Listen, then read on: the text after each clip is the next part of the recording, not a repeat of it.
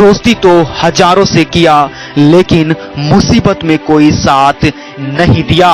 तो सुन, अब कर ले इन किताबों से दोस्ती, कोई तेरा साथ दे या ना दे, ये किताबें हमेशा तुम्हारी साथ देगी, एग्जाम हो या कोई मुसीबत। दोस्तों, आज की वीडियो में हम आपको बताएंगे साइंस के टॉप 60 वीवीआई ऑब्जेक्टिव क्वेश्चन जो आपके फिजिक्स, केमिस्ट्री, बायो से मिला जुला कर लिया गया है। और ये वे प्रश्न है जो आपके एग्ज़ाम में अर्थात मैट्रिक एग्ज़ाम में लगातार कई सालों से पूछा आ रहा है और आगे भी पूछा जाएगा। तो दोस्तों, एक बात और हम बता दें, इसके पहले 2 वीडियो और बना चुके हैं जिसमें 30 वीवीआई ऑब्जेक्टिव क्वेश्चन को कवर किए हैं, लेकिन आज की वीडियो में टॉप 60 वीवीआई ऑब्जेक्टिव क्वेश्चन को देखेंगे। तो चलिए शुरुआत करते हैं आज की वीडियो। चलिए, आज का पहला प्रश्न आपके सामने आ चुका है। प्रकाश क्या है? दोस्तों, प्रकाश क्या है? प्रकाश ऊर्जा का रूप है। प्रकाश ऊर्जा का रूप है। प्रकाश कैसी तरंग है? दोस्तों, प्रकाश अनुप्रस्थ तरंग है। निर्वात में प्रकाश की चाल कितनी होती है? दोस्तों, निर्वात में प्रकाश की चाल 3 × 10⁸ मीटर प्रति सेकेंड होती है। आगे क्वेश्चन है, प्रकाश के परावर्तन के कितने नियम हैं? दोस्तों, प्रकाश के परावर्तन के 2 नियम हैं। चलिए अब देखते हैं नेक्स्ट को। प्रकाश के अपवर्तन के कितने नियम हैं? दोस्तों, प्रकाश के अपवर्तन के 2 नियम हैं और प्रकाश के परावर्तन के भी 2 नियम हैं। प्रकाश के किरणों के समूह को क्या कहते हैं? दोस्तों, प्रकाश के किरणों के समूह को किरण पुंज कहा जाता है। दर्पण कितने प्रकार के होते हैं? दोस्तों, दर्पण 3 प्रकार के होते हैं, समतल दर्पण, गोलीय दर्पण और परवलयीय दर्पण। आँख, नाक, कान, हजामत बनाने में किस दर्पण का प्रयोग किया जाता है? तो दोस्तों, अवतल दर्पण का प्रयोग आँख, नाक, कान की जांच में, हजामत बनाने में, सोलर कुकर में आदि में किया जाता है अवतल दर्पण का प्रयोग। आगे देखते हैं, वस्तु का बड़ा प्रतिबिंब किस दर्पण में बनता है? दोस्तों, वस्तु का बड़ा प्रतिबिंब अवतल दर्पण में बनता है। साइड मिरर में किस दर्पण का प्रयोग होता है? दोस्तों, साइड मिरर में उत्तल दर्पण का प्रयोग किया जाता है। सबसे अधिक अपवर्तनांक किसका होता है? दोस्तों, सबसे अधिक अपवर्तनांक हीरा का होता है, जो कि सबसे कठोर पदार्थ है। दोस्तों, हीरा का अपवर्तनांक कितना होता है? दोस्तों, हीरा का अपवर्तनांक 2.42 होता है, जो कि सबसे अधिक होता है। चलिए अब देखते हैं नेक्स्ट को। स्पेक्ट्रम प्राप्त करने में किसका प्रयोग होता है? दोस्तों, स्पेक्ट्रम प्राप्त करने में प्रिज्म का प्रयोग होता है। प्रिज्म के द्वारा स्पेक्ट्रम प्राप्त किया जाता है। प्रिज्म में कितनी सतह होती है? दोस्तों, प्रिज्म में 5 सतह होती है। लेंस में मुख्य फोकस की संख्या कितनी होती है? दोस्तों, लेंस में मुख्य फोकस की संख्या 2 होती है। आगे बताइए, फ्यूज का तार किसका बना होता है? दोस्तों, फ्यूज का तार तांबा और टीन का बना होता है। फ्यूज का तार तांबा और टीन का बना होता है। देखिए आगे, ताप बढ़ने पर चालक का प्रतिरोध क्या होता है? दोस्तों, ताप बढ़ने पर चालक का प्रतिरोध बढ़ जाता है। ताप बढ़ने पर चालक का प्रतिरोध बढ़ जाता है। तालाब का जल गहरा दिखाई देता है, क्यों? तालाब का जल गहरा दिखाई देता है प्रकाश के अपवर्तन के कारण। मृत्यु के बाद नेत्र जीवित रहता है। दोस्तों, आपको बताना है मृत्यु के बाद नेत्र कितने घंटे तक जीवित रहता है? तो 4 से 6 घंटे तक जीवित रहता है। तारे क्यों टिमटिमाते हैं? दोस्तों, तारे प्रकाश के अपवर्तन के कारण टिमटिमाते हैं।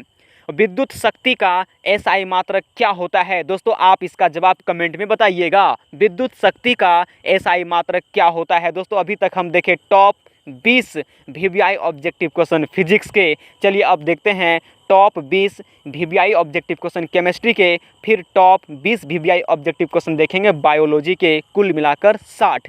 अब देखिए नेक्स्ट क्वेश्चन, लोहा से जिंक लेपित करने की क्रिया क्या कहलाती है? लोहा से जिंक लेपित करने की प्रक्रिया क्या कहलाती है? गैल्वेनीकरण कहलाती है। चाकू से कटने वाली धातु कौन है?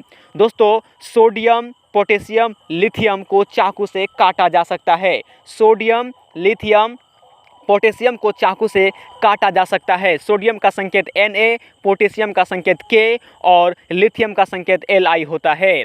सिनेबार का मुख्य अयस्क है? दोस्तों, सिनेबार किसका मुख्य अयस्क है? तो पारा का। पारा का मुख्य अयस्क सिनेबार होता है। दोस्तों लोहा का मुख्य अयस्क क्या होता है? तो दोस्तों लोहा का मुख्य अयस्क हेमेटाइट होता है। एल्यूमिनियम का मुख्य अयस्क क्या होता है? दोस्तों एल्यूमिनियम का मुख्य अयस्क बॉक्साइड होता है। आगे देखिए, जल में घुलनशील भस्म क्या कहलाता है? दोस्तों जल में घुलनशील भस्म क्षार कहलाता है। धोबिया सोडा का सूत्र क्या होता है? दोस्तों धोबिया सोडा का जो सूत्र होता है वो होता है Na2CO3.10H2O। Na2CO3.10H2O धोबिया सोडा का सूत्र होता है, जिसे वॉशिंग सोडा भी कहा जाता है। ऑक्जेलिक अम्ल का स्रोत क्या है? दोस्तों ऑक्जेलिक अम्ल का स्रोत टमाटर होता है। आगे देखिए, जिप्सम का रासायनिक सूत्र क्या होता है? दोस्तों जिप्सम का रासायनिक सूत्र होता है CaSO4.2H2O। जिप्सम का रासायनिक सूत्र होता है CaSO4.2H2O। नीले लिटमस को लाल करता है? दोस्तों नीले लिटमस को लाल करता है अम्ल, और लाल लिटमस को नीला करता है क्षार। ध्यान दीजिएगा, नीले लिटमस को लाल करता है अम्ल, लाल लिटमस को नीला कर देता है क्षार। मिल्क ऑफ मैग्नीशियम का पीएच मान कितना होता है? दोस्तों मिल्क ऑफ मैग्नीशियम का पीएच मान 10.5 होता है। आगे देखिए, पीएच स्केल की खोज किसने की थी? दोस्तों पीएच स्केल की खोज सोरेनसन ने 1905 ईस्वी में किया था। अम्ल का पीएच मान क्या होता है? दोस्तों अम्ल का पीएच मान 7 से कम होता है। क्षार का पीएच मान क्या होता है? दोस्तों क्षार का पीएच मान 7 से अधिक होता है। उदासीन विलयन का पीएच मान क्या होता है? दोस्तों उदासीन विलयन का पीएच मान 7 होता है। जल एक उदासीन द्रव्य है, क्योंकि जल का पीएच मान 7 होता है। चलिए आगे देखते हैं।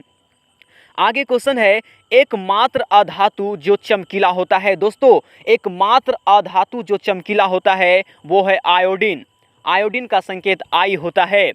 एकमात्र धातु जो द्रव होता है, एकमात्र धातु जो द्रव होता है वो है पारा।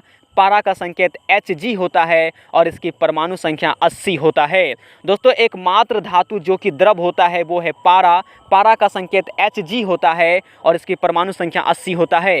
एकमात्र अधातु जो कि द्रव होता है, दोस्तों एकमात्र अधातु जो कि द्रव होता है वो होता है ब्रोमीन। ब्रोमीन का संकेत Br होता है। ब्रोमीन का संकेत Br होता है। चलिए आगे देखिए, एकमात्र धातु जो सुचालक होता है, एकमात्र धातु जो सुचालक होता है वो है आपका ग्रेफाइट। ग्रेफाइट कार्बन का अपरूप होता है। ग्रेफाइट कार्बन का अपरूप होता है और ग्रेफाइट एक आपका क्या है? ग्रेफाइट एक आपका अधातु है जो कि क्या होता है? सुचालक होता है। ध्यान दीजिएगा, ग्रेफाइट आपका एक अधातु होता है जो कि सुचालक होता है। दोस्तों यहाँ पे अधातु होगा। आगे है, ग्रेफाइट किसका अपरूप है? दोस्तों ग्रेफाइट किसका अपरूप है, इसका जवाब आप कमेंट में दीजिए। अभी हम बताए थे आपको। चलिए अब देखते हैं बायोलॉजी के top 20 VVI objective question. First question है, अमीबा में भोजन होता है? दोस्तों अमीबा में भोजन होता है कुटपाद द्वारा। अमीबा में भोजन होता है कुटपाद द्वारा। पित्त रस कहाँ से निकलता है? दोस्तों पित्त रस निकलता है यकृत से। यकृत का वजन 1.5 kg से 2 kg होता है। पुष्पी पौधों में प्रजनन होता है फूलों द्वारा। पुष्पी पौधों में प्रजनन होता है फूलों द्वारा। आगे है, रक्त का पीएच मान क्या होता है? दोस्तों रक्त का पीएच मान 7.4 होता है और रक्त में जो है आपका लोहा पाया जाता है। रक्त में क्या पाया जाता है? लोहा पाया जाता है, जिसके कारण रक्त लाल होता है। रक्त का अध्ययन हेमाटोलॉजी कहलाता है। आगे देखते हैं, कवक में पोषण की कौन सी विधि होती है? दोस्तों कवक में पोषण की कौन सी विधि होती है? मृतजीवी। मृतजीवी विधि होती है कवक में। कवक में पोषण की विधि होती है मृतजीवी। रक्त में आयरन की कमी से कौन सा रोग होता है? दोस्तों अभी हम बताए थे रक्त में आयरन यानी लोहा पाया जाता है। यदि रक्त में आयरन की कमी हो जाए तो एनीमिया रोग हो जाता है। रक्त में आयरन की कमी से एनीमिया रोग होता है। पत्तियों का रंग हरा होता है क्लोरोफिल के कारण। पत्तियों का रंग हरा होता है क्लोरोफिल के कारण।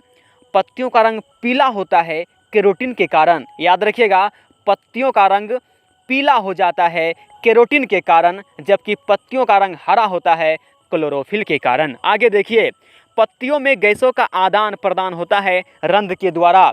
पत्तियों में गैसों का आदान प्रदान होता है रंध्र द्वारा। आगे देखिए, कवक में पोषण की कौन सी विधि होती है मृतजीवी, हम आपको बता चुके हैं। आगे है मानव हृदय में कोष्ठक की संख्या होती है। दोस्तों मानव हृदय में कोष्ठक की संख्या 4 होती है।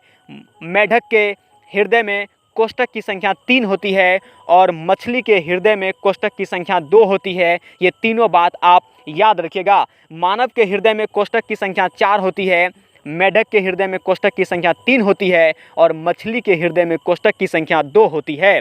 भोजन का पचना कैसी अभिक्रिया है? दोस्तों भोजन का पचना उपचयन अभिक्रिया है, जिसे ऊष्माक्षेपी अभिक्रिया भी कहा जाता है।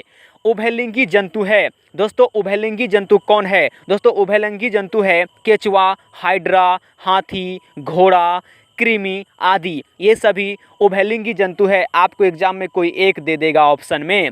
उभयलिंगी जंतु कौन है? केचुआ, हाइड्रा, हाथी, घोड़ा, ये सभी क्या है? उभयलिंगी जंतु है। ग्वाइटर रोग होता है। दोस्तों ग्वाइटर रोग होता है आयोडीन की कमी से, जिसे घेंघा रोग भी कहा जाता है। घेंघा रोग, घेघा रोग बोलते हैं, ग्वाइटर की कमी से होता है। आगे देखते हैं रक्त क्या है? दोस्तों रक्त तरल संयोजी उत्तक है। रक्त क्या है? तरल संयोजी उत्तक है। मास्टर ग्रंथि किसे कहते हैं? पिट्यूटरी ग्रंथि को मास्टर ग्रंथि कहा जाता है। मछली का श्वसन अंग है गिल्स, गल्फरा। मछली का श्वसन अंग है गिल्स। मैग्नीशियम पाया जाता है क्लोरोफिल में। मैग्नीशियम पाया जाता है क्लोरोफिल में। मैग्नीशियम का संकेत Mg होता है और इसकी परमाणु संख्या 12 होता है। आगे देखिए स्वपोषी पोषण के लिए आवश्यक है। दोस्तों स्वपोषी पोषण के लिए आवश्यक है CO2, सूर्य का प्रकाश, क्लोरोफिल, कार्बन डाइऑक्साइड, सूर्य का प्रकाश और क्लोरोफिल जो कि पत्तियों में पाया जाता है।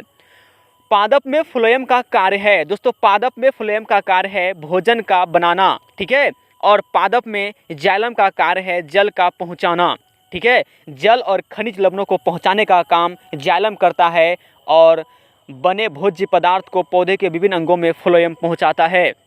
मनुष्य में वृक्क संबंधित है। दोस्तों मनुष्य में जो वृक्क है, किडनी है, वो संबंधित होता है उत्सर्जन कार्य से। तो दोस्तों एक सवाल आपके लिए, मनुष्य में कितने वृक्क होते हैं आपको कमेंट करके बताना है। तो दोस्तों आज की वीडियो में बस इतना ही, मिलते हैं इसके चौथे पार्ट में। तो